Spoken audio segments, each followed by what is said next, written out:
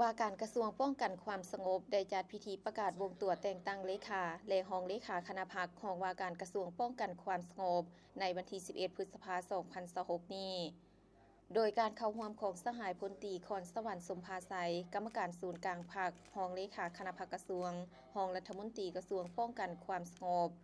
มีคณะพรรคคณะนำกระทรวงรองว่าการคณะพรรคกรมรองและนายตำรวจคันบรรษากรมกองอ้อมขังรองว่าการกระทรวงเข้าร่วม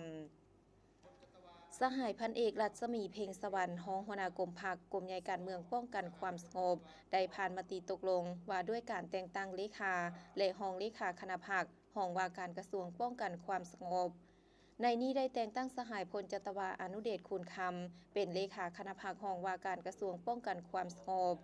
และแต่งตั้งสหายพลจัตวาเคนทวีไซเพชรพนาเป็นรองเลขาคณะพรรครองว่าการกระทรวงป้องกันความสงบ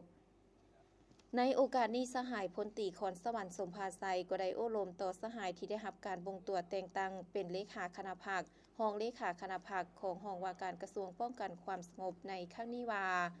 การประกาศแต่งตั้งในครั้งนี้แม้ได้ปฏิบัติตามกฎระเบียบของพรรคประชาชนปฏิวัติลาวโดยแม้นเป็นการปรับปรุงบูรณะกงจักการจัดตั้งขันนำพาบรรษาของพรรคให้สอดคล้องแทศเหมาะกับการแต่งตั้งเบื้องบรรษา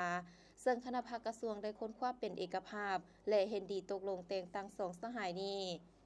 จากนั้นสหายก็ได้เน้นหนักให้คณะพรรคคณะบรรษาทุกคันว่ารวมว่าเฉพาะก็แม่นสหายที่ได้รับการแต่งตั้งใหม่จงยกสูงความเป็นแบบอย่างล้ำหน้าด้านคุณทาสการเมืองคุณสมบัติศีลธรรมปฏิวัติต้องเพิ่มความรับผิดชอบการเมืองให้สูงกว่าเก่า